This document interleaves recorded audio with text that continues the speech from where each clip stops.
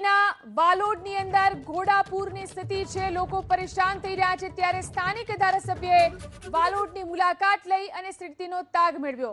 ધારાસભ્ય મોહન ઢોડિયાએ પૂરગ્રસ્ત વિસ્તારોની મુલાકાત લીધી, અસરગ્રસ્ત લોકોના હાલચાલ જાણ્યા, તો સ્થળાંતર કરવામાં આવેલા લોકો માટે જમવા સહિતની સુવિધા માટેની વ્યવસ્થા કરી।